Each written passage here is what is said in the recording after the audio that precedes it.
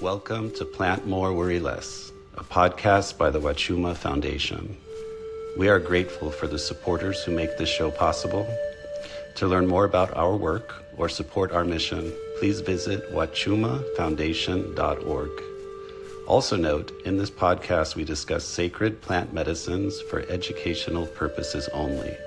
Nothing herein should be considered medical or legal advice, and we do not encourage using any substances in places where they are illegal. We hope you enjoy this very special episode.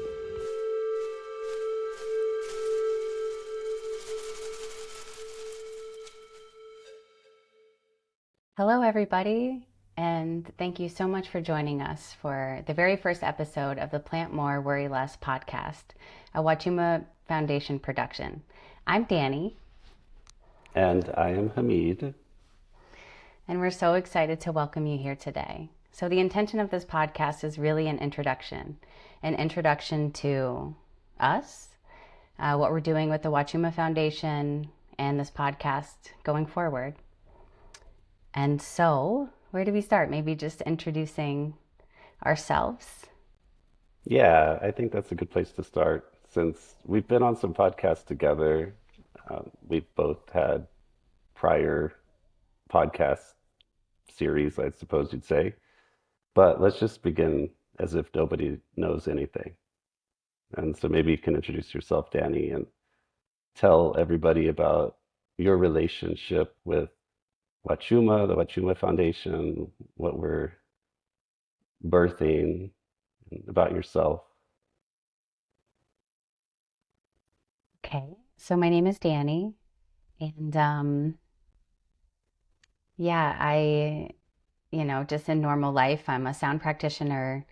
I hold space for yoga, for various kinds of ceremonies, and I get to do work with the Huachuma Foundation, which for me is like my North Star and my most exciting thing that I have going on in my life right now. Each year I get to go to Peru with Hamid, so we can work with our teacher Miguel and bring people to this amazing country. And that's like one of, like I said, the most exciting things that I have going on in my life. And I was thinking about my relationship to the medicine in general, and I keep thinking of like, when you look down at the cactus and it kind of creates like almost like a little flower. It's like the center of it, and then you can see all the edges. I keep thinking of like that is how Huachuma is in my life. It's sort of the center point, and then one little nub is like it teaches me about me, and then it's like how I create with sound, and it teaches me about consciousness and about my relationships in my life and the way to be of service and the way to pray, and it just is like it's becoming this focal point and the centerpiece to kind of everything I do. And it's sort of infiltrated everything that I create and the spaces that I hold and what I do with sound and what I look forward to every year. So for me, my relationship with the medicine and with the Huachuma Foundation is sort of like my North Star and sort of the focal point of my whole life at this moment. And it's like just beginning. And I think the more time passes and the more things that we do, the more t-shirts I get, the more retreats we do, the more that this devotion and this excitement just keeps growing in this relationship, really. So that's like a little bit, I guess, about that. I mean, I feel like I could really go on, but I'll stop there and let you go. Yeah, well, you could go on if you like. I really appreciate what you're saying about the Huachuma cactus and how, when you look at it from above, it has all of these ribs that go out, and it's sort of a connector or a reminder of relationship. Um, for those people that are listening that have worked with the Huachuma medicine, you know, it's a medicine about relationship, and it teaches us about our connection to everything, to the earth, to the elements, to ourselves. And it's a communal medicine, so brings us together, right? It's inherently about relationship and community. So I really appreciate that. And when you were saying that, I was imagining how, in the center of the altar, you might place the top of the Huachuma, and how it's connecting in that little square. You've got the light and the dark, you've got the masculine and the feminine, you've got all of these things, and the Huachuma sits in the middle as a reminder of that we're connected. So I don't know how that's an introduction to me. I was just reflecting upon what you said. Um, it's really interesting. We're going to probably doing, lots of discussions in the future. Our intention behind this podcast is to open a dialogue and open a conversation. And there's not an end to that, right? A conversation is something that we continue. And I think part of it for me is to learn more. One of the things that Wachuma really reinforces is humbleness, I, at least for me. And that, the more that you know, the more that you learn, the more you realize you don't know.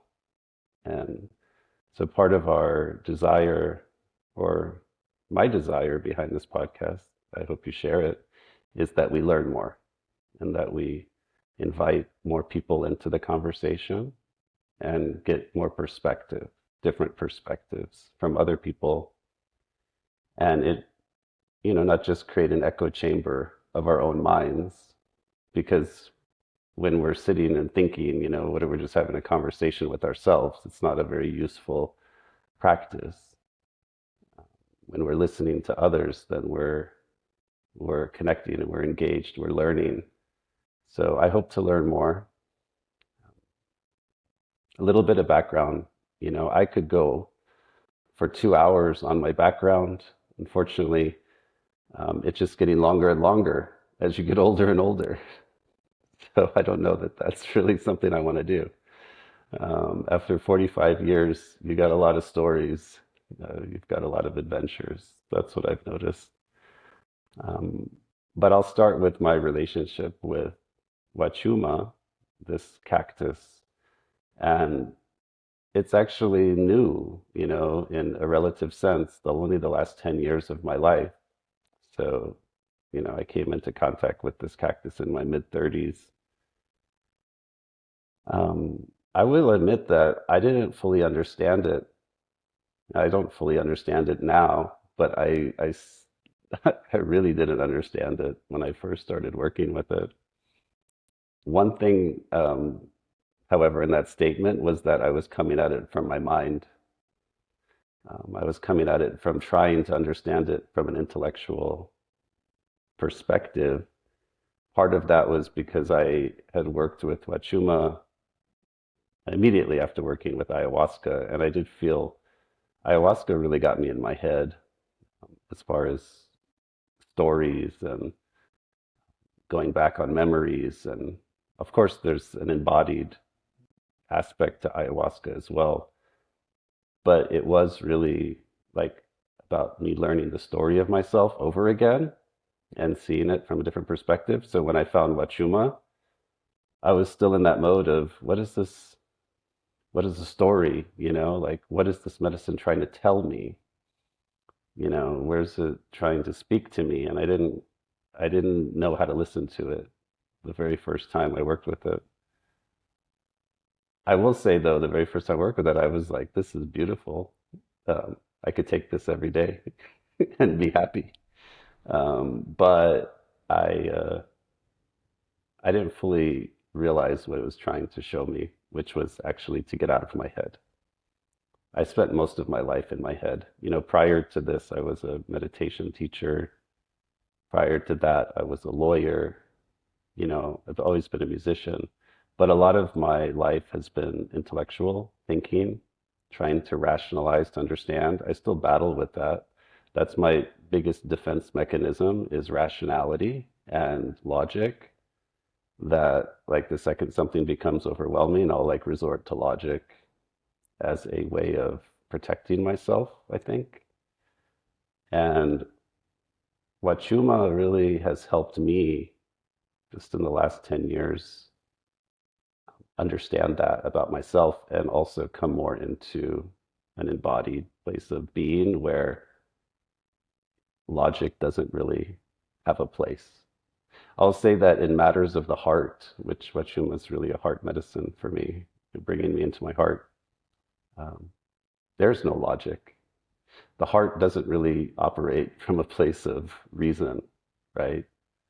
It's a very different type of experience. So Huachuma initially was hard for me to understand, and now it's really each time I work with this medicine, it's like taking me further and further into places that are really peaceful, I would say, and really profound.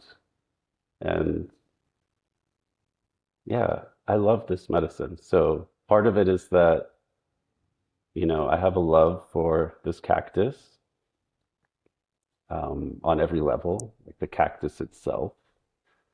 I have a love for what the cactus, the medicine itself is trying to communicate. I think is really profound communication if we're willing to listen. Um, and, there's other aspects to this relationship. So I'm kind of going far afield, but we have been working with Huachuma a lot more, I think. In the last like 5, 6 years, it's it's gone from being this sort of helper, okay, we'll visit with this medicine every now and then, and but the main other medicines that we work with, now for me, Huachuma is the main medicine that I work with, and honestly, really the only one that I want to work with. Maybe peyote from time to time, but I really, if I had a choice, and I feel like we do, um, Huachuma is the vibration that resonates most with me at this place in my life. And I also feel like there's a lot of things for us to learn about Huachuma, but in talking to people and seeing what's out there on the internet, I think that we know a lot more than a lot of people, and there's a lot of information we have to share. So this isn't coming from a place of ego and, oh, we know it all. We don't know it all. That being said, we do know a lot. And some of the parts of what comes through with Huachuma is to share, to be in service, and to teach, to help the others. And so some of the impulse for this podcast comes from there, which is can we help the others? Can we be in service in some way? So background more, this isn't about me, but about the Huachuma Foundation.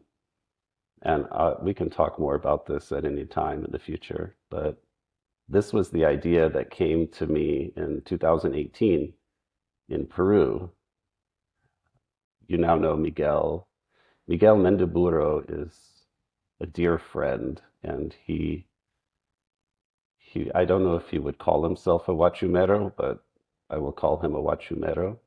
He is a master of working with Huachuma, and I've learned so much just by being in his presence and being with him in ceremonies and spending time together, in addition to his formal teaching about Huachuma and his way of working with Huachuma. When I first met Miguel, I had been working with Huachuma before in the United States, and my first ceremony with Miguel, I had no concept of what was happening. I thought, there's no way that what he gave me is Huachuma. This is not the same medicine. Um, Part of it is that land, he lives in the sacred valley of Peru. That land is so striking and so overwhelmingly beautiful that even just being out in that land um, can break you open. You know, you combine that with a medicine like Huachuma that is already disarming and opens you up, and you've got a combination that is very, very difficult to put into words. You really have to experience it.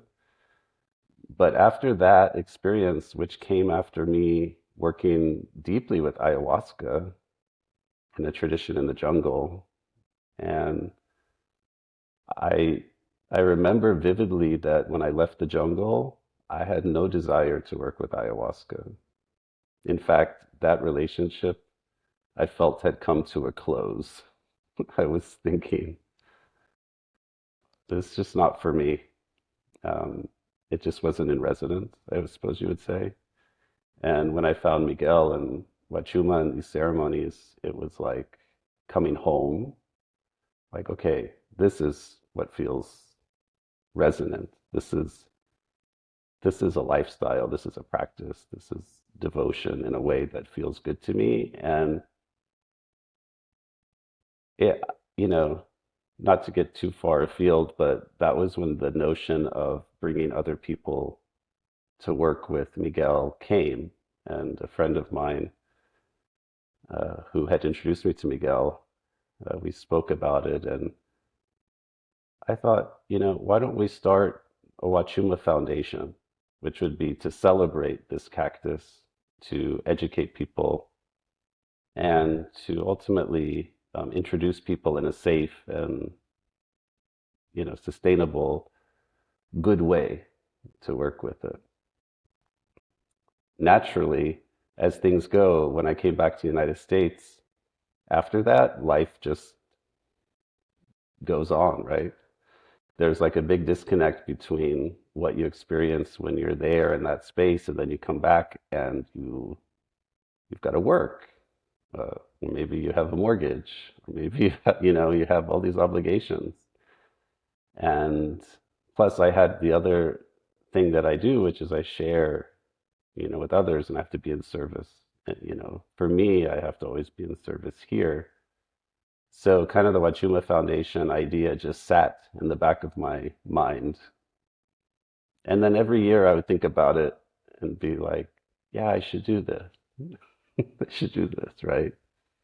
Um, anyway, fast forward to it was only a year ago. We've been going to Peru now. We went 3 years in a row, did a retreat there. And on the second retreat, the message came pretty strongly again, okay, why do I keep getting this hit? Now, what is this, like 5 or 6 years later, since the first idea? I thought for sure somebody's already doing this. The way that ideas come into our consciousness, if you don't run with it, someone else takes it, right? And it wasn't something that I had ownership over. I just felt like somebody would have already done it. So when I came back to the States last year, then I went on and I just checked this. I see, is the website available? Yeah, still available. Well, that's good. Okay. Um, is anybody doing this? Well, there's some organizations out there that are doing similar things, but not exactly what we're doing and not exactly what we're intending to do. And so we started. So we've only been around for about a year now. As I recall, it was last summer, probably summer of 2024, that we really decided to just go with it, to create Huachuma Foundation and see where it goes, see what we're going to do with it. It just started with that, with the seed of an idea, and our first, let's say, mission, our first project or prayer, if you want to use that word, which was to help Miguel in creating this sanctuary, a garden, to grow Huachuma. Um, we'll talk more about this, but Huachuma is under threat. Despite what the common narrative is, Much of the Huachuma that occurs in the natural environments in Peru is being depleted at a rate that's unsustainable, not for the indigenous use, not for the people that have used this medicine for centuries, but for foreigners coming. And now more and more foreigners in other countries who are purchasing, let's say, Huachuma or powdered San Pedro, things like that online. It's all coming out of Peru. So there's a huge interest in this cactus. This cactus is really reaching a lot of people. Miguel has been wanting to create a way to do this sustainably, and that takes a lot of resources. The first is financial to acquire land, build, all kinds of things there. So anyway, fast forward, we did a GoFundMe, which is still going. We raised enough seed money to kind of get this thing going. The garden is there. And this past summer, so only a year later, we took a group down and we did a lot of planting of cactus. Every person on the retreat, in order to give back in a way to preserve this medicine, after working with the medicine in two ceremonies, every person planted a cactus. And, you know, the vision, the initial vision is for 5,000 cacti. Of course, the vision gets bigger and bigger. There's probably going to be more than that. And, that's kind of where we're at today.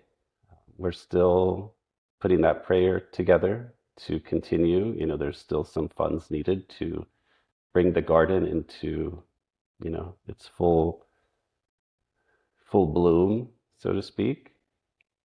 And then other prayers starting to come, other things, trainings, um, not in the sense of trying to encourage people to work with this medicine, but trainings around perhaps how to respectfully engage with the medicine in a good way, for those that are already going to do it. And also, some education about cultivation, I think, is going to be coming for people to cultivate this plant in their own gardens. There's already a lot of information out there about that. There's a lot of people who are masters of, you know, growing these plants. And I hope that we can have some of them as guests to come on and speak about that aspect. Because I think the relationship with this plant is such that once you work with this plant, you're going to eventually start growing it. There's no way around that. um, if you're listening to what it's asking, then that's what it's asking. It's asking to come into your life in a way other than just by drinking it, but to have around. I didn't mention any of this, but I have been back in 2018 when I first had the Huachuma Foundation idea. I had this intuition that for every time that I work with this plant in ceremony with any individual, I need to plant at least one to make up for that. And there was a time that I had planted thousands from seed. Uh, when we talk about the growing process, we'll talk about it, but growing from seed is very challenging because these little plants require such nurturing for the first few years. Um, and so I did plant thousands from seed, and then I had all over a property in Arizona my parents were living at, just tons that I would be planting. Um, one of the things that happened, of course, is it got out of hand. There's just too many Huachuma. My parents sold the house, and I was then devastated because I didn't want the Huachuma to go to the owners that purchased the house. They bought it sight unseen. They were out of town. So I didn't think they would mind. And my parents said, you can take these plants if you want. So painstakingly, I did transport, it was about 50 of them uh, from the ground into my new house. And I have photos from when I first got here, and it looked like a Huachuma paradise.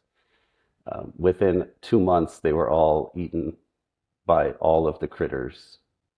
So unfortunately, I discovered that um, Huachumas, they don't really have the fortitude. They've let down their armor. Part of their teaching for us is to take off our armor, to be vulnerable. And they're kind of like that in this desert that I live in, where water is very scarce. So all of the critters, sought them out because they were so juicy and tasty and filled with water. So um, that really hurt my heart, honestly, that I could not. And I tried many things, fencing and all kinds of things. But now I feel as though because of this garden in Peru that I am able to be back in service of planting and helping. So that feels really good. Anyway, that was a very long introduction to who I am.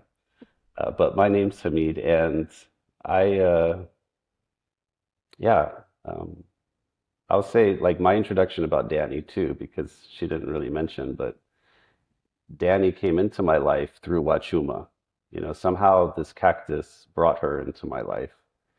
And we've had some amazing adventures together, lots of ceremonies, lots of prayers, and yeah, it's like you're my sister, right? From another mother, from another father. So we go and we get to have these beautiful experiences, and I've gotten to witness you transform. I'm not going to put all the responsibility on Huachuma for doing that, but I have seen, your kind of transformation, if you will. Of course, you're younger, and like when you're younger, I think there's like this period of life that is like about transformation and really finding ourselves. And so for me to get to witness that in you, it's been really special, and to see like your passion and your, yeah, you're just so excited about everything, and that really, it keeps me feeling young in some way. Like, oh, I remember that excitement. Like, yeah.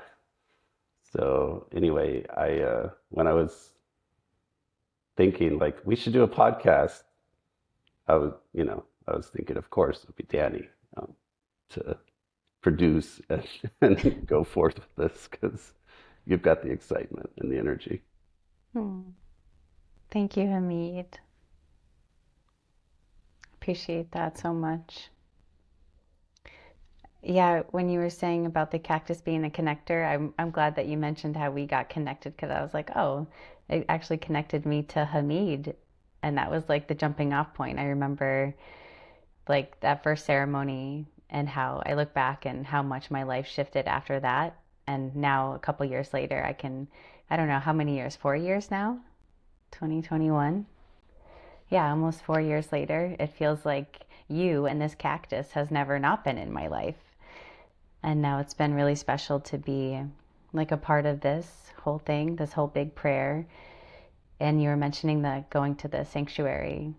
And that was like one of my favorite parts of the retreat this year because we had been like putting the prayers and making the posts and doing the GoFundMe and kind of doing everything from afar. And then to go there and see it and actually be able to put the cactus in the ground and to name them, it was just such a special experience. Like, wow, it's working, it's happening, and the prayers are being heard. And it just felt like everything is like coming together, and the foundation of the foundation is like starting to be built and laid.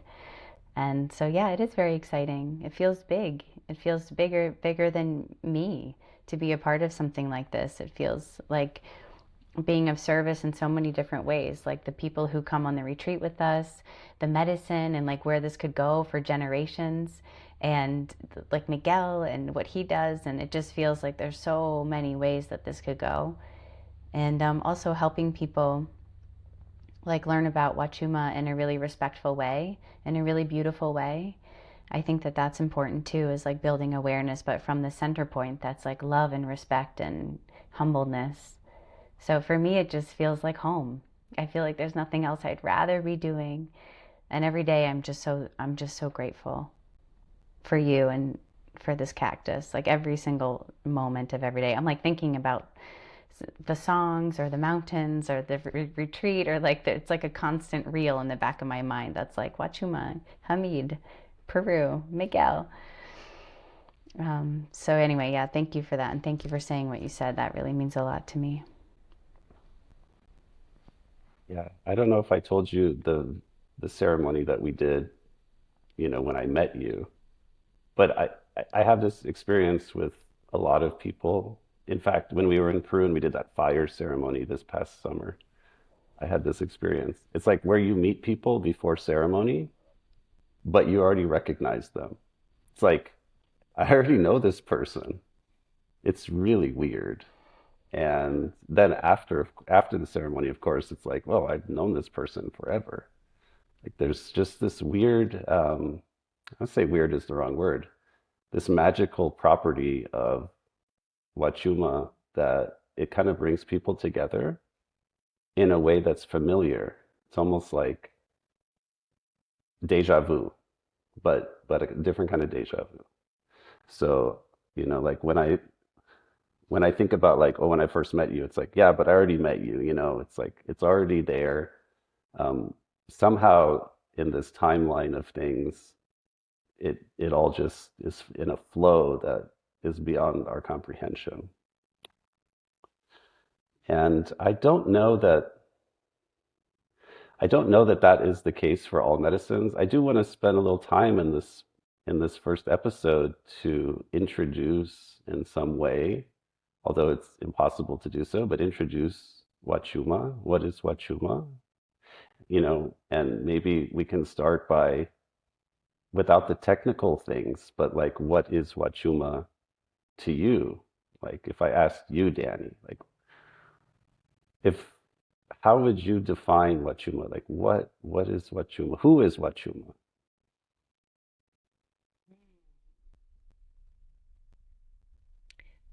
So again, I'm like brought back to the top of the cactus.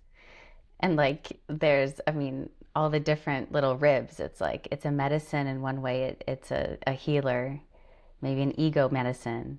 But then it's also a grandfather. It's like this like presence that sort of walks with you and isn't too nurturing, but has these big, deep, old, wise lessons to teach us. And then it's like this, yeah, so it's like a teacher, it's a grandfather, it's a medicine, it's a friend, and a connector.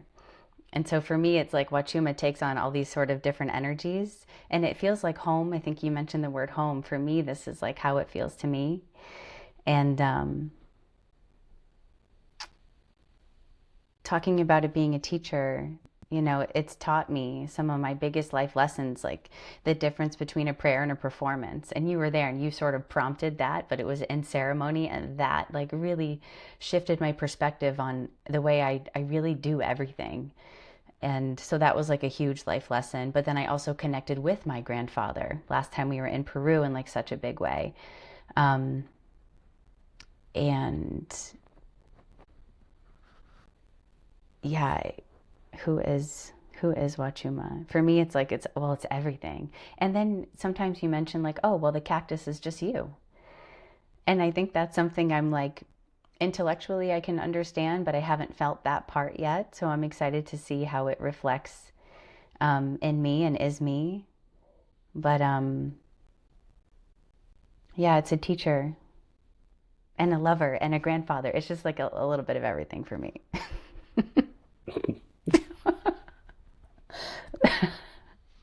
How would you answer that question? Yeah, I don't know. That's why I asked you first. Okay. No, I'm just kidding. Um, I would say that my understanding of who Huachuma is has evolved and it continues to evolve. I really feel now, like at the place that I'm at in my relationship with Huachuma, that Huachuma is an enlightened type of being, if you will, and that other creatures, we all have our place in the ecosystem. We're all birthed out of the earth. The earth has created us. I think many people forget that, but we are manifesting out of this earth, right? Like, and we're manifesting in a vibration, in an expression, and each creature, each plant has their own vibration, their own expression of how they are coming into being. And the Huachuma cactus is one expression of what's possible. It's one expression of, let's say, a consciousness, a state of consciousness that's possible. Now, that's very hard to understand unless you've worked with Huachuma. But this medicine is less about, um, let's just say, it's less like a chemical interaction and more of a vibratory interaction with the plant. So when we take the medicine of Huachuma into our bodies, when we consume it, our body starts to get in sync with that vibration. So we're going from where we're at, which is our natural state, and we're trying to kind of match like what the vibration of the cactus is until we're in sync with it, right? And then we're vibrating at the frequency of that cactus. And that feeling, and it's not just a somatic feeling, it's a feeling with also our consciousness, our perception, I think is what the Huachuma cactus is trying to teach us in a way, which is that we are capable of that. Maybe that's not our karma for this lifetime, let's say, but this is a possibility. And I can I can tell through a story maybe, because it was this past trip, which just didn't was like a few weeks ago, honestly, and we were up at one of the ceremonies, and one of our friends in the ceremony came and he said to me, in the middle of the ceremony, he said, "I can really understand, why one of these cactus would just pick a nice place on the mountain and plant itself there for several hundred years and experience this." Of course, and then I said jokingly, "Yeah, and here we are like monkeys just walking around pooping and burping, trying to figure it out." you know. So, all joking aside, the Huachuma cactus, in my understanding right now, is that it is in a state of consciousness. It is a conscious being, and it has transcended in a way like what we're going through. It doesn't have the karma of the mind to bring in thoughts, to bring in doubts, to bring in questions. It's just in this full expression of almost like a sound. Like if you think of like the sound of a gong, then it's just this whoa. Like the cactus is in that vibration and just setting itself there, um, as this beautiful harmonious tone that's creating itself. And if you can imagine being in that state, which is a state of ecstasy or a state of, I don't like the term enlightenment so much, but it's a different state of consciousness. Um, then I believe that's what Huachuma, the cactus, is that it is an advanced consciousness. It is an advanced form of life that gets to sit there in these beautiful places and experience that. If you feel like we are the divine, here having these human experiences, then the cactus is a divine having a divine experience, a very different type of experience. And I think when we come into communion with that cactus, we get to experience that. And it helps us in so many ways to experience that. It helps us to really understand what's important, you know. It really helps us to understand our place, like our relationship to nature and those mountains and to the water and to the elements. It helps us to understand our relationships to others, like of course our ancestors and each other. So that's kind of my my current understanding of Huachuma, which is it's a advanced consciousness, and you know the human mind can't ever end there. Like if we could just end the definition there, I think it would be a fantastic world. But of course, most people would not take that as an answer. They would say, no, but what is Huachuma? Because we live in a reductionist type of age where we're always trying to reduce everything to some kind of human understandable level, let's say, like put it in a box, put it in a definition. So I wanted to start my definition of Huachuma without putting it in a box because I don't know what the limits are of that box. I feel like Huachuma transcends all of our definitions and limits, and it's something that we can learn from, some being we can learn from. On a practical level, Huachuma is the Quechua name of a group of cactus. There's a lot of different cactus that would be considered Huachuma, perhaps. The more common name that people listening may have heard is San Pedro. San Pedro is the Spanish name for this group of cacti that that we're speaking about. There's there's a few other names. One, Aguacoya, is a name that I love. Personally, I love that name. That's the mix of Spanish and Quechua. Coya being Quechua and Spanish agua, agua coya.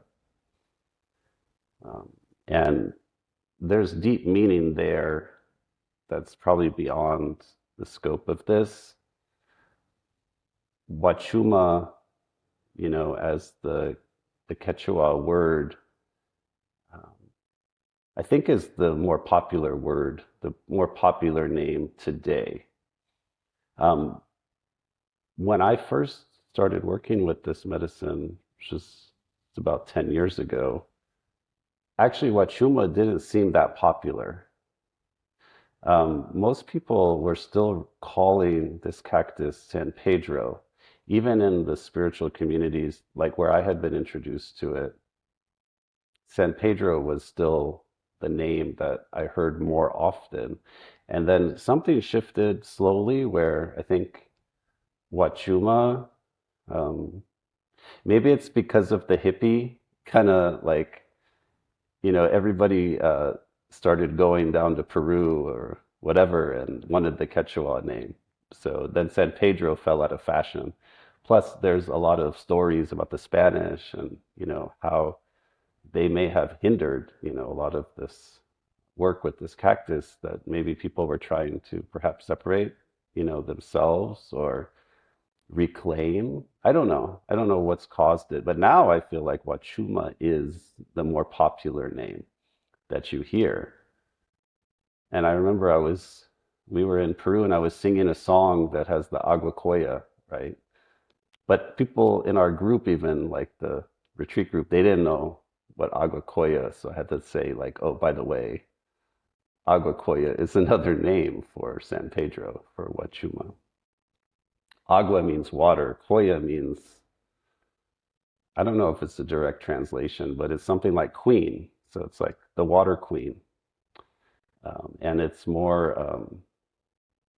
of a discussion of how that whole area, I think, is really in tune with water. I mean, the mountains creating water, the ocean on the other side, just like all kinds of very intricate dance, and how in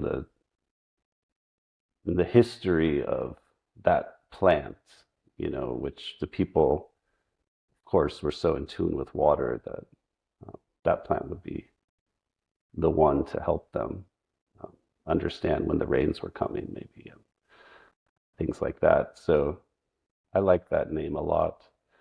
The the names in Latin, get very confusing. People often will say like, "Oh, I have a San Pedro cactus in my garden." Oh, I live in Arizona, and Arizona is filled with cactus that are called San Pedro. People have them in their front yard. People have them all over the place. And so many people think and believe that that cactus, that specific species that they have, is Huachuma, is San Pedro. The problem is there's probably hundreds, I don't know how many, different varieties. I don't know if variety is the right term, different variations of this plant, maybe phenotypes. I will confess, I'm not a botanist. Um, I'm a I'm a musician.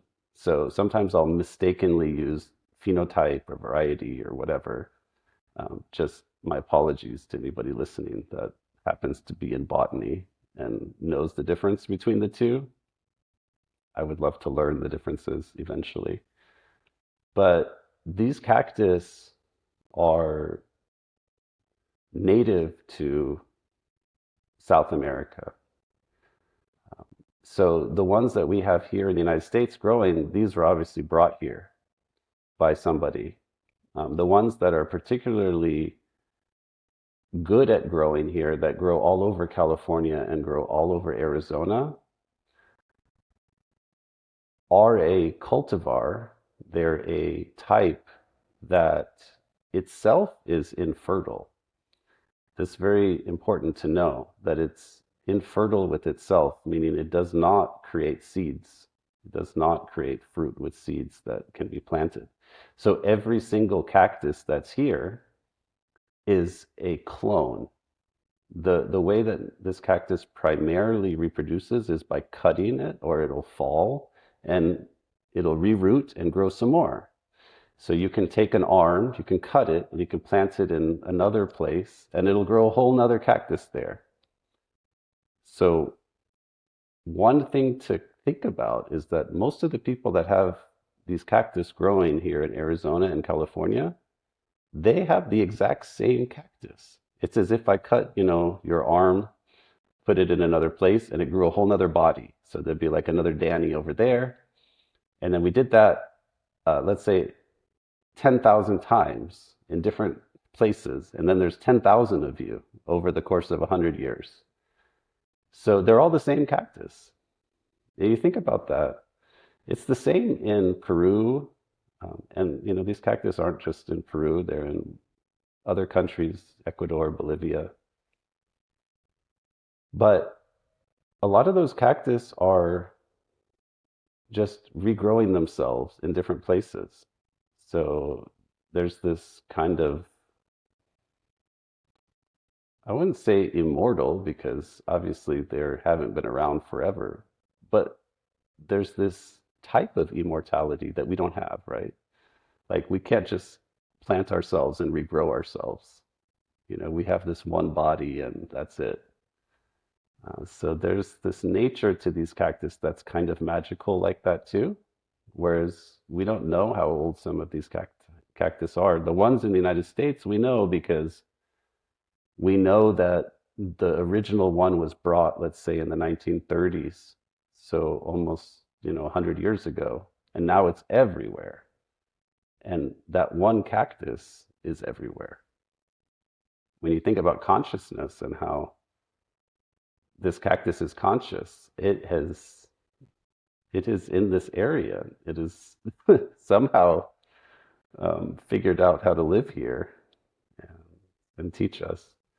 But there's many other aspects to it. The ones here that are predominant like that, they're not very strong as medicine. They're much more ornamental. Many of the varieties that are in Peru, of course, and South America, they're very potent, very strong as far as their medicinal qualities. And once, like I said, like once you start having a relationship with this medicine, I think most people want to start growing these cacti because they are kind of magic to grow and they're beautiful. They're really profoundly beautiful. And they have a really amazing energy to be around. Of course, everybody, that plants them, really desires the flowers. When are my flowers going to come? When is it going to flower? Because the flowers are magical. Am I going to get fruit? These kinds of things. And it becomes a whole other relationship, right? Like of planting. So I think it's appropriate also that we're calling this podcast the Plant More, Worry Less. I do want to touch on that at some point in this call, but maybe I'll pause there and see if you have anything else to add before we go deeper. Yeah, I do have one thing to add about who is Huachuma. I'm so glad that you talked about it being a consciousness because that's how I see it as well, and like a spirit. And like there's something that's very much alive and energetic and vibrational about it. And sometimes I can tap into it, like not being on the medicine, but if I just sit quiet, and sometimes I can feel it like around me, and it's just this consciousness. Um, so I just wanted to just reiterate that because that's also how I feel it very much so. Um, and speaking of having cactus, I have a little baby cactus that I brought home. And he's so cute. He's sitting in the window, and his name is Pedro. Well, his full name is Pedro Poppy Pisac Larry the Second. Of course. And I'm so glad that I have him now. And I've been wanting to grow my own cactus for a little while, and now I have like a little guy, and I got him a big pot. He's not planted yet, but I even want to have more and just kind of have the energy around and be talking to it and taking care of it. And I kind of feel like in a way it all adds into the prayers, like during ceremony and building the relationship with it. I think it creates a real sweetness that says like you don't always have to be drinking and ingesting the medicine to start building a relationship and learning from it. I think there's all different ways of like tending to the actual cactus that feel really special to me. So I'm looking forward to that. And how you said having people on who are really good at growing and cultivating them, I think that would be such a cool podcast to learn and be a part of, and also to share with others. Because I don't know, the more cactus, the better. The more consciousness that's out there, the better. Even if people aren't taking it for ceremony, it's still part of the vibration in the cactus. So anyway, I just wanted to give Pedro a little shout out. Um, yeah, yeah, Yeah, I remember Pedro. He's cute. he's so cute. I hope I don't kill him though. Well, you're in Massachusetts. You need to find a south-facing window that has a lot of light. He needs a lot more sun than you all have.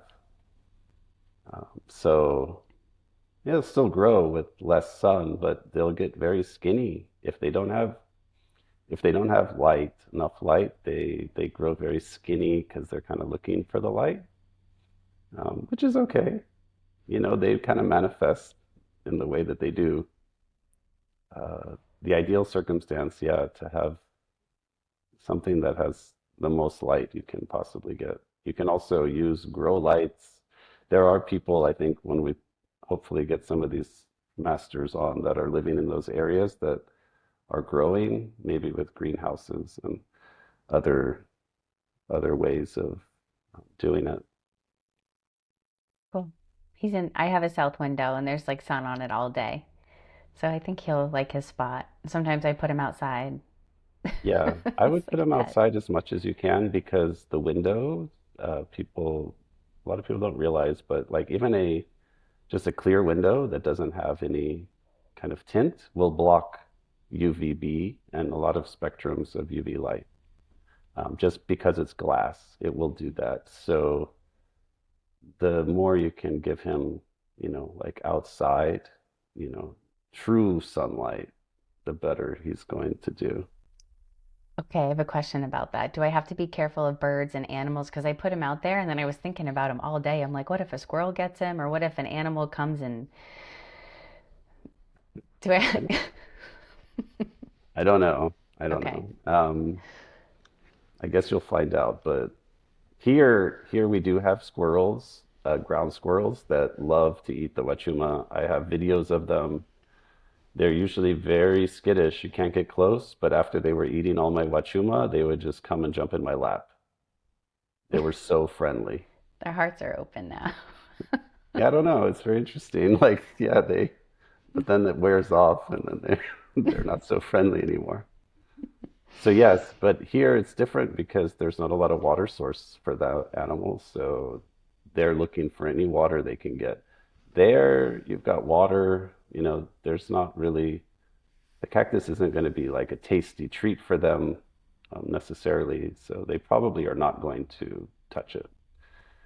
I think it's mainly the water issue here that that drives them. So I wouldn't be scared personally of I've never heard of people I've actually most people here don't have the issues that I have because they live in the city and they've got a backyard. They don't have wildlife in the desert. Plus, there's water sources near where they live, so the animals are not so thirsty. I wouldn't be so fearful. Okay. I think you were going to talk about plant more, worry less, like the maybe the mission or the name or Yeah, let's talk about that because it sounds kind of goofy, I think, unless people know why we're saying this. It does require a little bit of background. So first is that several years ago when we went down to Peru, um, Miguel, our friend, our teacher, he was wearing a hat that said "Pray more, worry less" for the ceremony. And the thing is, in the United States, in our culture, that would have a very churchy kind of vibe to it, perhaps. Like you wouldn't see people walking around with that unless they were in kind of Bible camp or something. Miguel is not religious, so for him to be wearing the "Pray More, Worry Less" hat is a little bit different. Part of it is that we don't until you experience that way of working with Huachuma, or let's say that type of ceremony, you don't really understand what he means by pray. And so prayer in that ceremony is a way of taking ourselves into a heightened state of consciousness in a way. But it is also, I think he uses the word prayer to mean everything, everywhere we're directing our intention, our attention. Like we're praying right now. Like Miguel would say that, like we're praying right now. Our words are our prayers. Our thoughts are our prayers.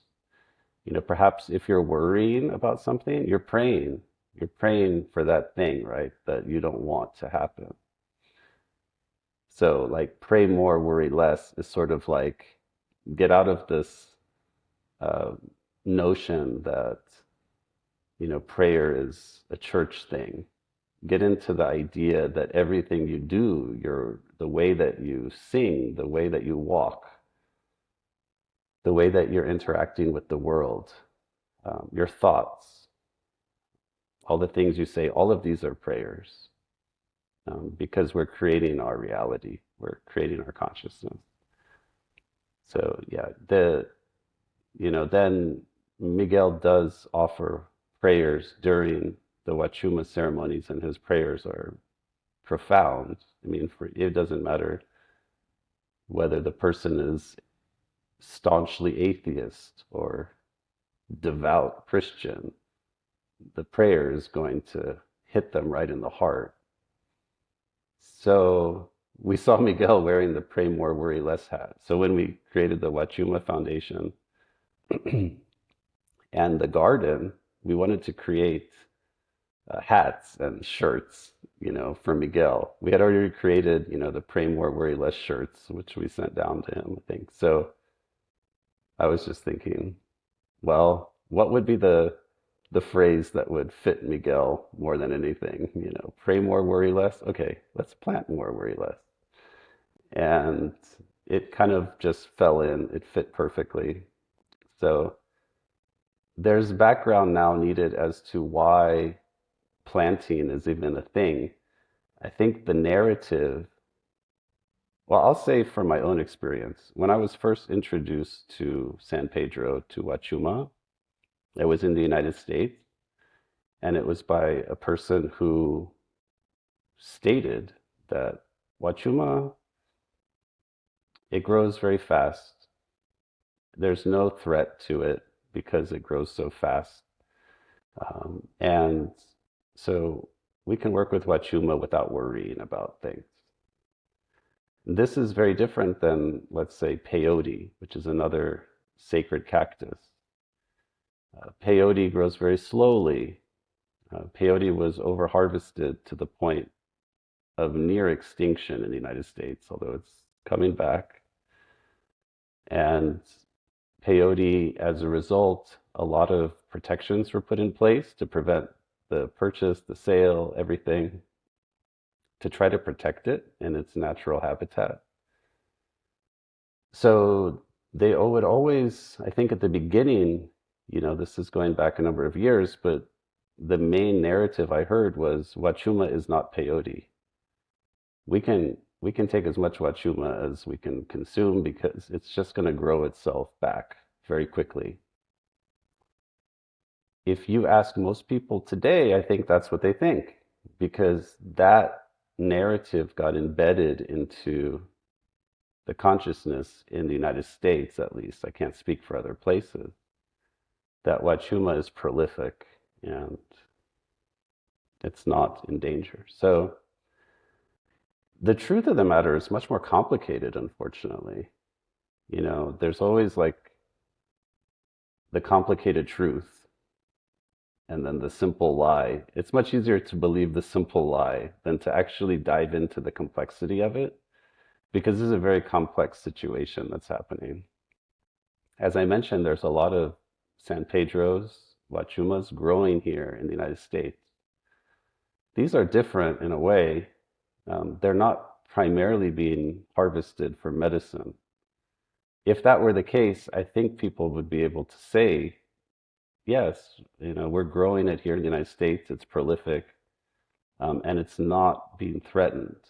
But that isn't necessarily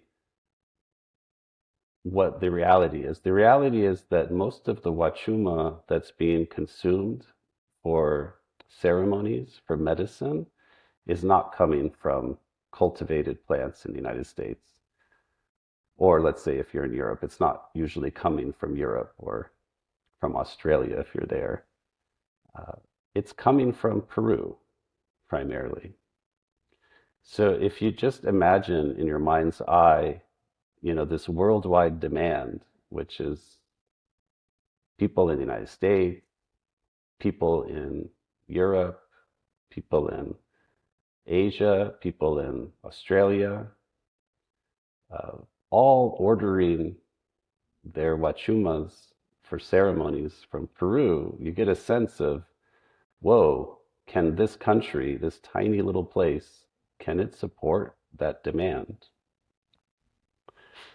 And then there's the confounding issue, which is that people are going more and more to, let's say, like the Sacred Valley area, which is near Cusco, which is where we go, right? And there's lots of retreats there.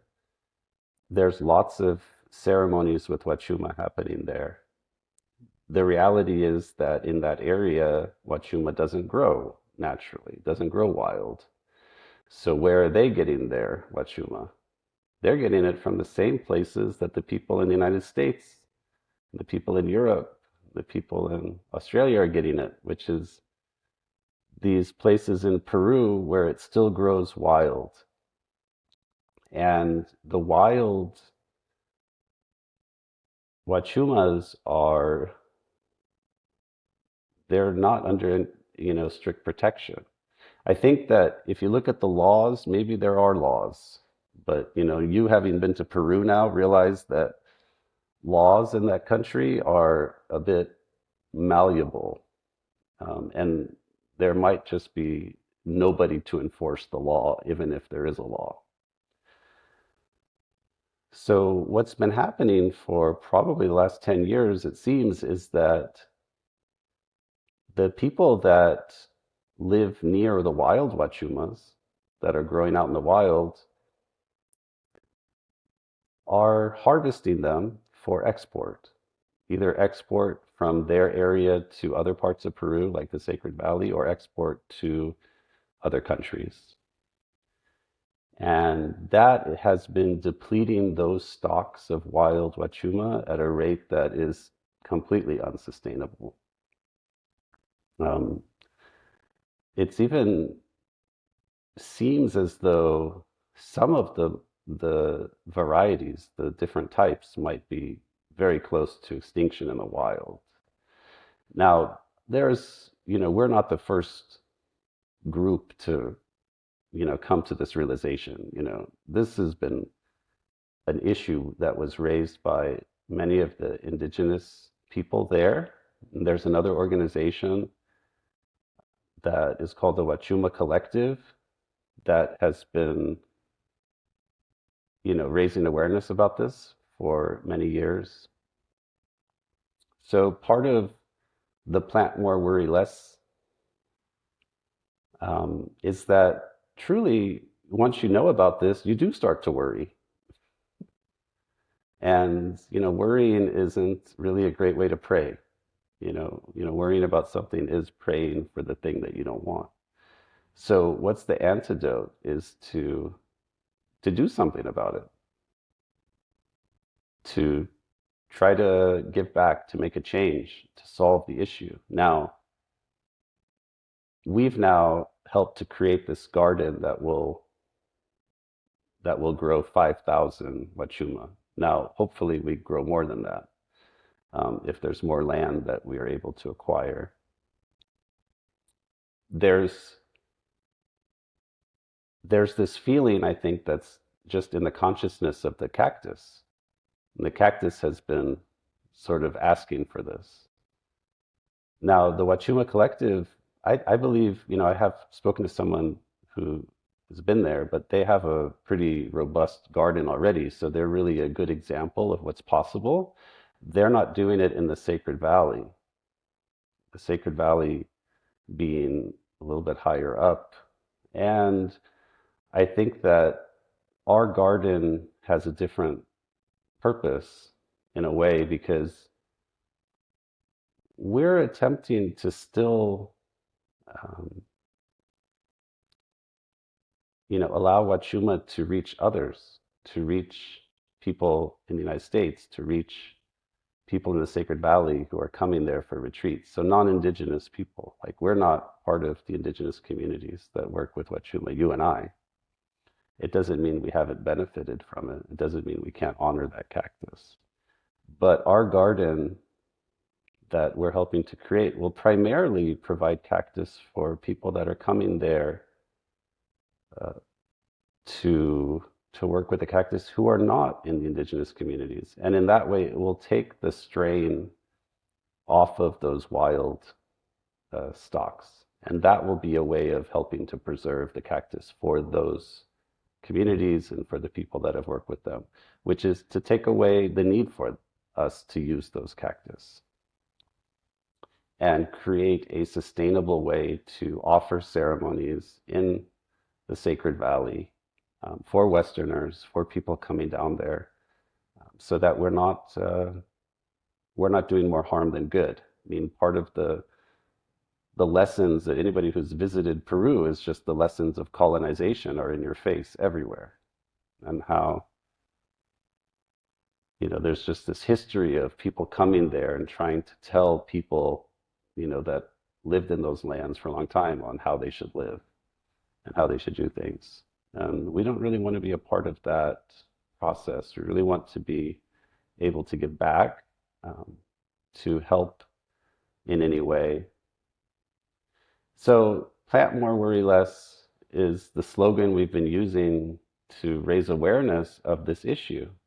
One of the things that you start to realize is when you're consuming Huachuma, you might start to pause a little bit and ask more questions.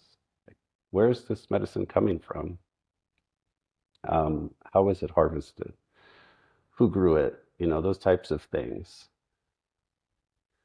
So this is part of the prayer that we're putting there. The garden itself, now that we're starting to plant, there's going to be some time. It takes time for plants to grow. It takes time for us to reach the place where that's a fully sustainable garden. It isn't going to happen overnight. The more people that put into this prayer, the more people that join us in this mission, the faster that we can reach that level. You know, we need to create the conditions, and we need to also have the cactus to plant. It doesn't do us any good to go out and take cactus from the wild and plant it there. That's kind of defeating the purpose. So we need to try to figure out how to get cactus in a good way from other people, and to propagate them, to plant them.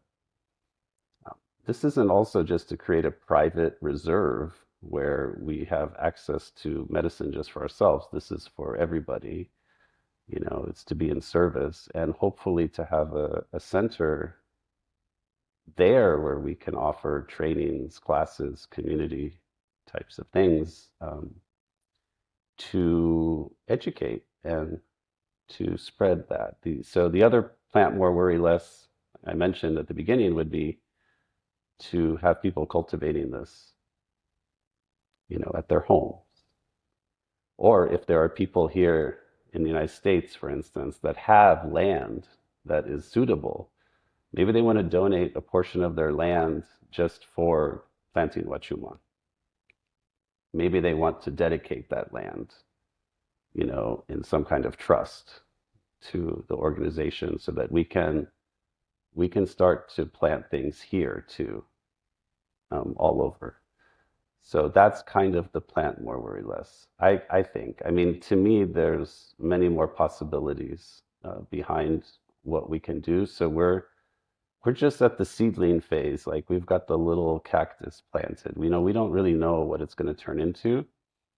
But I can say that from a year ago, when we didn't have anything planted and there were no walls and there was nothing done, it certainly seems like this prayer is taking root. And we'll see what happens with where it goes. But that's kind of where the plant more, worry less came from. It's my shirt that I have on right now. We also have shirts for anybody who can see. Maybe you Uh, can tilt your camera because it's a little hard to see. Plant more, worry less. I have them in all the colors of the hoodies and the t-shirts, and they're amazing.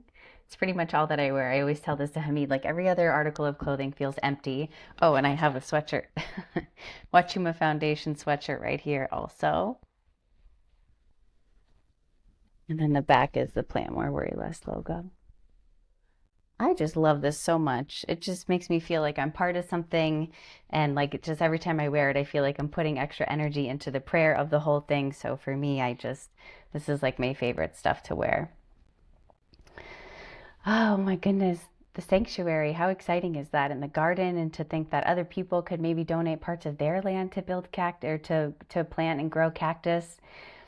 I feel like once you work with this medicine, you really get it. And you're like, oh, we need to save this in any kind of way possible and make this sustainable.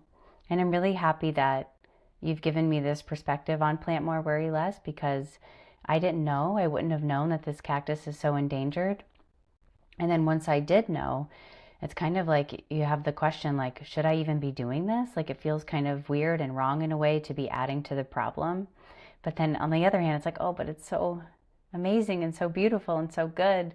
So for me, it gives me a little bit of like exhale to know that we're planting and trying to get away from being part of the problem, and while still also getting to be able to be in ceremony and being with the cactus consciousness. So for me, it feels good all the way around. Yeah, that's the thing. Once you know about the issue, then it becomes a little bit more difficult to just blindly take medicine, sometimes without knowing. What I realize also is that we also need to understand that it's coming from the cactus too, this kind of prayer. So it's not, if we're listening, which we are, then we're getting the message. And we're going there in the cactus. We participate in ceremonies and kind of getting the message. So that's good, and I suppose, what people can start to do, like, there's just some awareness, I think. Uh, I give a little antidote because this happens to me maybe more frequently than it happens to you. But people might message me, reach out to me because they know that I know a lot about Huachuma and work with Huachuma. And they'll say, where can I get some cactus powders or like dried cactus, that kind of thing. And the reality is, if you Google, you know, San Pedro cactus powder, Huachuma cactus powder, you're going to find lots of websites that will ship it to you. These are the ones that I'm speaking of that we don't really know where it's coming from. I mean, I have a good guess. It's coming from these wild stocks that are just freely available, but you really don't know. Like, you really don't know where that cactus is coming from. You don't know what happened to that cactus. You don't know, what happened with the people that harvested it. Did they get paid a small amount for it? Like, were they paid fairly? There's just a lot of questions. And it's okay, ultimately these are beautiful cactus, that are coming. Like, they're magnificent cactus. That's not the issue. The cactus are really good most of the time. It's more just now that we know that they're under threat, like, where can we turn in the future? Like, where could we, if we're looking for cactus to procure, you know? Well, in the United States right now, um, it's it's legal to cultivate all of these species for ornamental gardening purposes. So there's no reason why we shouldn't start everybody, you know, everyone's first impulse, instead of where can I buy cactus powder, should be where can I get cactus cuttings maybe so that I can start planting these cactus. And that's kind of the mindset shift that we're sort of calling in right now, which is to just have people change the way that they're relating to acquiring the cactus a little bit. And then, yeah, and I don't know that that's going to stop the world, from doing what it does, but at least it creates a really harmonious relationship between us and the medicine. Let's put it that way. And we see where it goes. I've certainly participated in the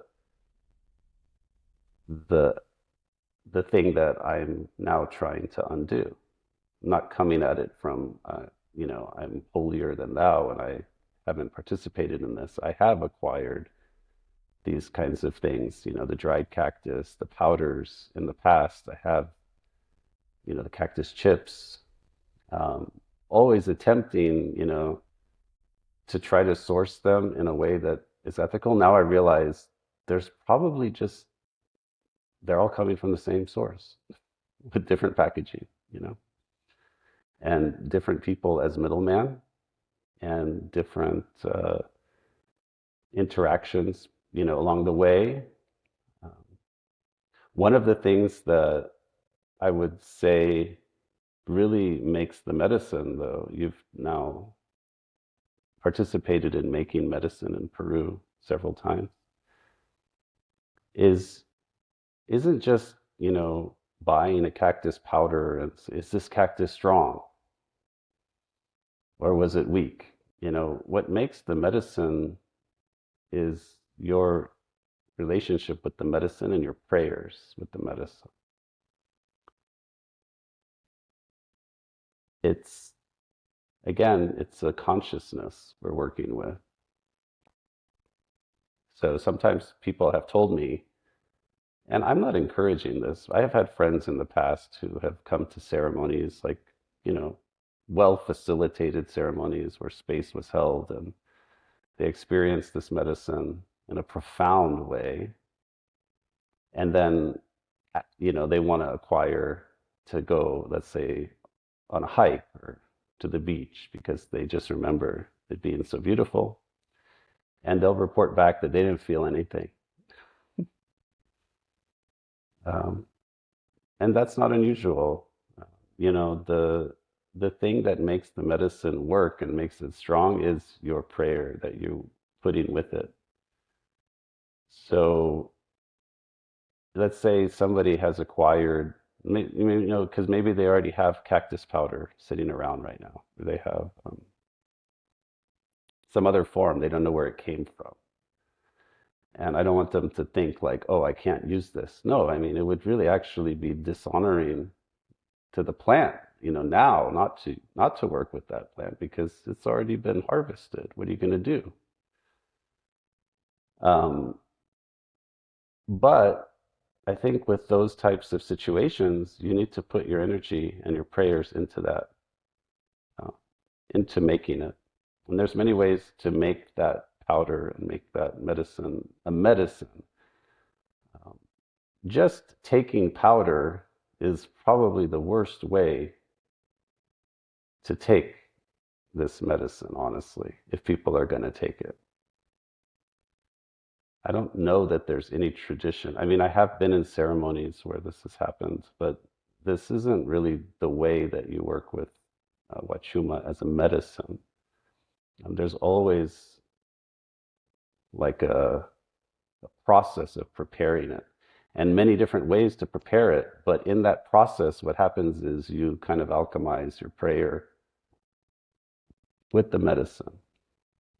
And what results is something different.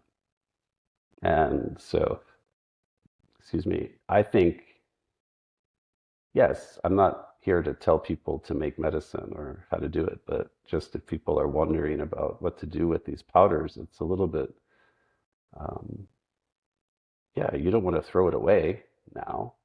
Obviously, it's already been harvested, but how can you put your energy into it and your prayers into it? You might want to really sit with that and find ways to do it. There are ways to prepare that into something that is much more than just taking a powder. So anyway, that's my personal advice. It's just it's just now that we know in the future, maybe we don't order the powder. Stay away from that. Maybe you grow some huachumas, some San Pedros. There's so many communities out there online that are dedicated to this, growing on Facebook. They're all in the Trichoceras. I don't know how to pronounce it, Trichoceras or Trichoceras. There's so many of these kinds of groups, and people are obsessed with all of the varieties. You see all these cactus junkies. There's actually a group called Cactus Junkies too that are are just obsessed. And it is an obsession. Like once you start to grow these cactus, you will become obsessed with growing them and how beautiful they are. And so that's kind of the shift, is to just shift out of the mindset of like, where can I acquire medicine, into the mindset of what does it mean to be in relationship with this medicine? And would I just be in a relationship of taking, taking, taking? Was that how I would relate to other things in my life, other people? Or would I be in a relationship of service, to how can I, how can we co-create, in this process? So anyway, that's kind of how we're going to plant more and worry less. Feels like big lessons from the cactus consciousness. I feel like that's the perspective shift that it helps us with, is going from taking to more serving. It's just a nice spin off from it. Um, what else do you see for the foundation other than the cactus sanctuary and a podcast? Like, what are you envisioning?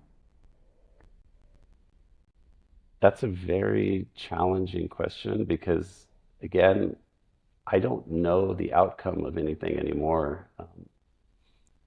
I do know that there's a call for this, and my role in this is to take one step towards that and not necessarily know where we're going. I don't know the final outcome. I know some of the steps are going to be community building. I do feel like one of the first things that's going to happen after, we start this podcast is to create some type of community, if it's online. Um, and maybe it just begins with calls, like group calls. We could call them whatever we want, integration calls, cactus calls. Cactus call.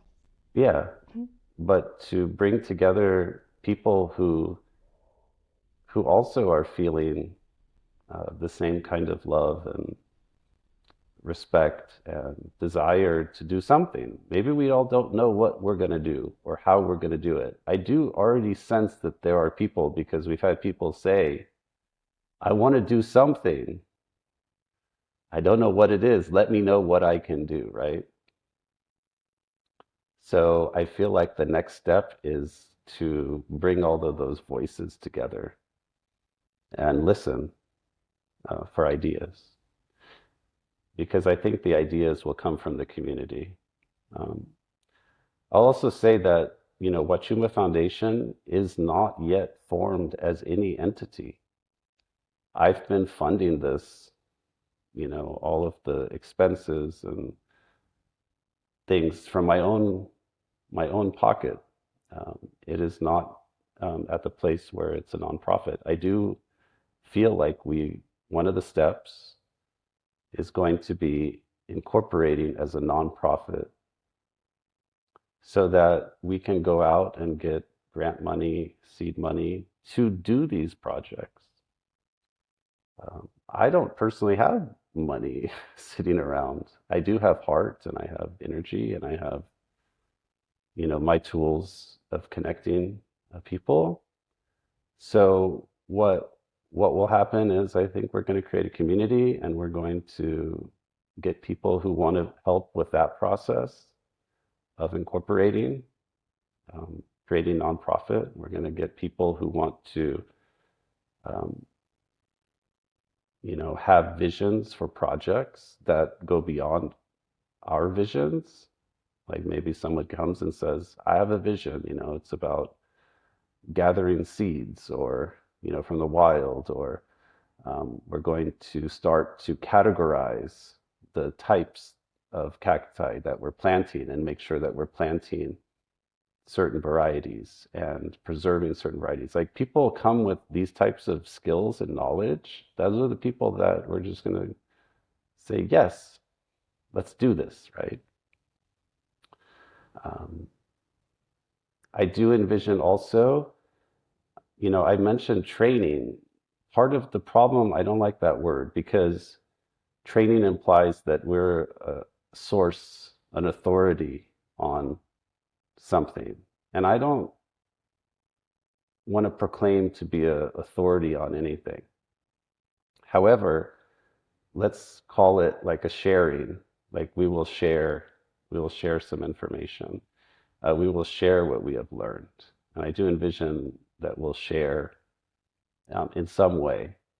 Maybe it's just at first, like an online type of monthly gathering um, with topics, or maybe it's through content that we produce, like more videos, things like that.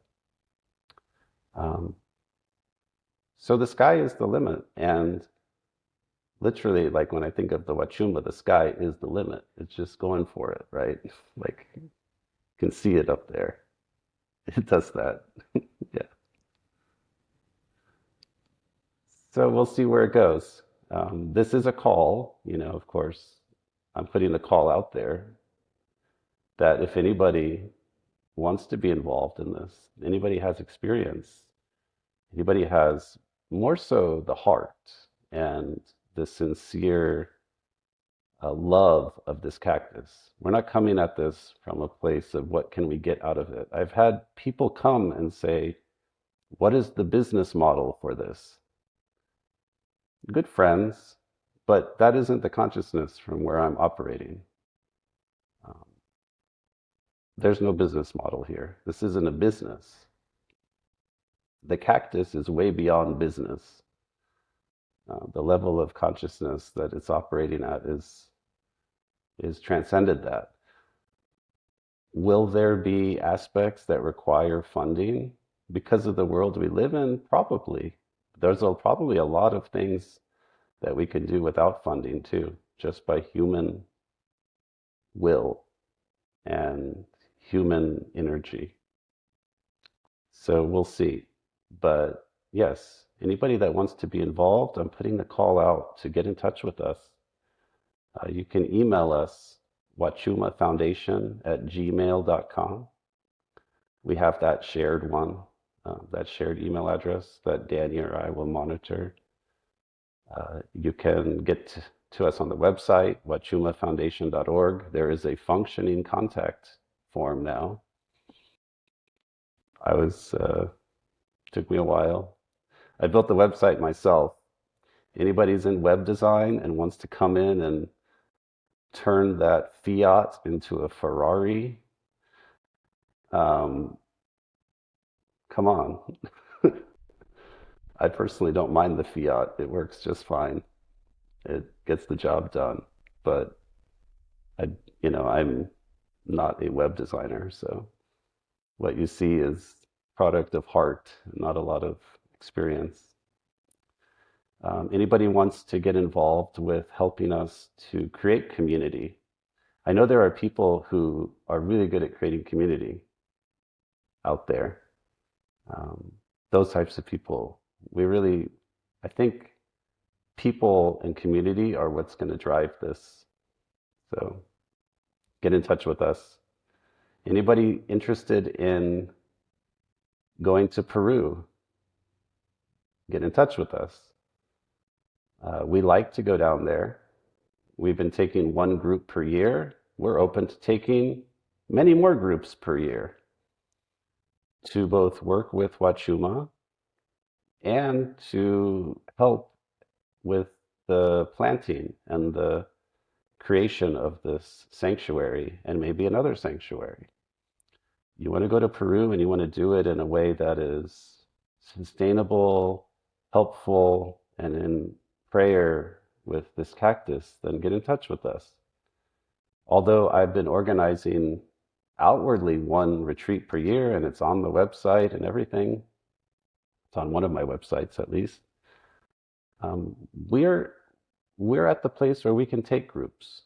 If you have a private group, for instance, let's say you have 6 to 10 people that you want to go with, um, and you want to do this in a way that is heartfelt and prayerful and honoring of the cactus. Yeah, let us know because those kinds of experiences, they're not just for you. I think that your presence helps. Like what we've seen is by taking people down there, when people come down there, it expands the prayer with the cactus and it expands our ability to preserve the cactus in a very interesting way. So um, you don't have to feel bad about going down and depleting. You can come down and help to replenish and make an impact. So I do think that our retreats are going to be much more oriented towards impact um, because there's a lot of healing retreats already where the focus is on heal me, I need to heal. Well, it's true that we get healing from this cactus, but I think we get the healing from the cactus in a way that's counterintuitive, in that we heal when we're in service and we're in community. And that's kind of where we're going with our retreats, is to be in service and community. If you heal, great. Um, but if you help heal, even greater. And so that energy of coming and wanting to be part of that, we don't, there's enough tourism, there's enough spiritual tourism and that type of thing going on where it's all about what can I get out of this experience? What can I get? What can I get? What can I, how's this going to help me? And it's a different mindset. So we're calling for the people that have the mindset of what can I give? And if you have that mindset, um, let's get together and let's go to Peru. Well, also, I've put this out there. We envision retreats in the United States, perhaps. There are places where we can ethically and perhaps even legally work with Huachuma in ceremony within the frameworks that exist. Now, they could be more complicated as far as navigating those frameworks. There are certain states with decriminalization. There's cities and places like that. So I do envision we'll be doing more things in the United States. And if you want to be a part of those, then you can get in touch with us too. Sound good, Danny? Sounds You're smiling, amazing. so you're alive. Good. This is my favorite topic ever. You're like, yeah, come to Peru with us. I'm like, yes, please, please, please. It's the best. It's the best ever in so many ways. So yeah, I'm smiling because this is my favorite part of my life right now. Good. Yeah. That's why you're a part of this. Keep the excitement going. Okay. Hmm. Well, is there anything else that you feel like we should touch on for our first episode? We introduced ourselves. We talked a little bit about the podcast and where we'd like to see it go. We introduced Huachuma and then some, the retreats. I don't know. I think it's a good start. Also, if you'd like to be a guest on our show, please get in touch with us as well. If you have something to share, it doesn't always have to be, I guess I'll put this, it doesn't have to always be this topic, right? We're introduced Huachuma, the Huachuma Foundation today, but we're interested in a lot of topics.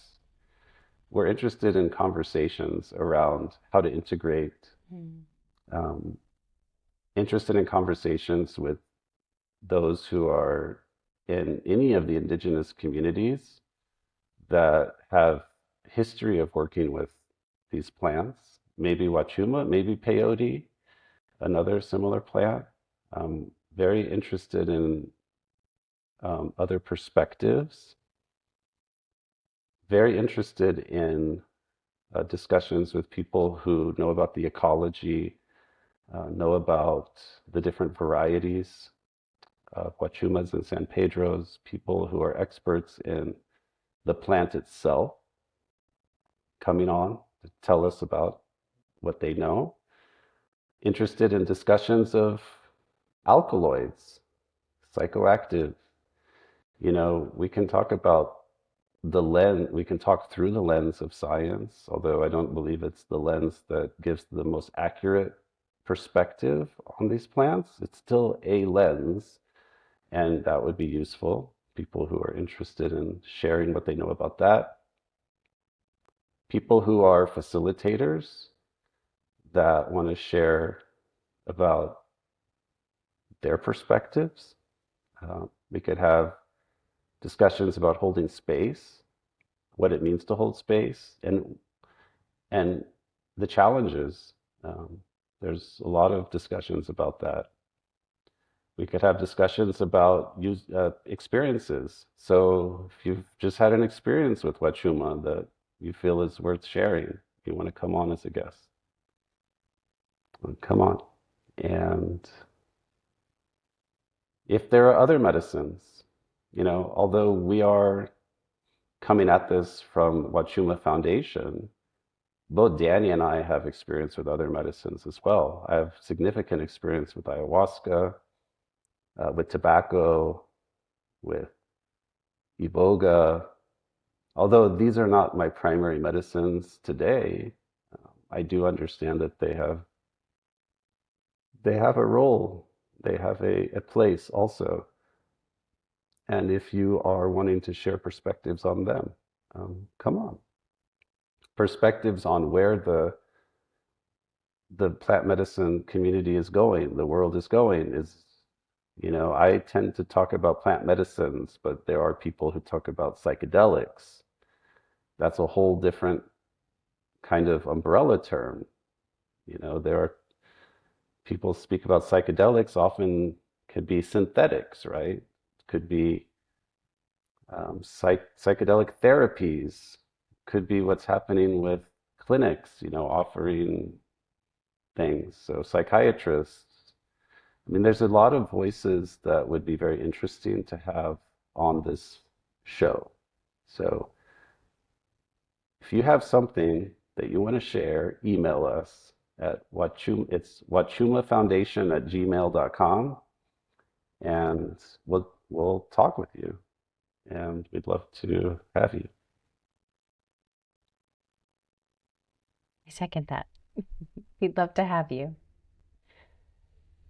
Um, well, thank you, Hamid. This has been amazing to talk about my favorite things ever and just to listen to your perspective and sort of your visions for it. And yeah, just sending out the prayer and the call for more and for perspectives and for more love and beauty and yeah, just more awareness around this whole thing. Yeah, thank you, Dani. I love having conversations about this, and feels good because we have such a history together that we can kind of uh, just naturally flow with all of this. So anyway, this is our first episode. We'll see where it goes, right? I'm excited. Yeah, me too. Okay, so should we end it? Let's end it. Let's end Yes. it. Okay.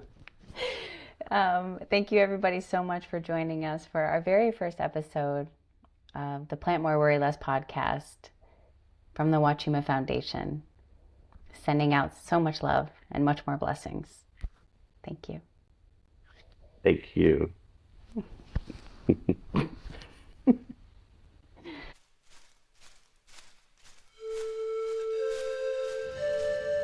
This podcast episode was a production of the Huachuma Foundation. If you would like to be a guest on our show, email us at huachumafoundation@gmail.com. If you would like to learn more about us or support our mission, please visit huachumafoundation.org. And most of all, remember to plant more, worry less.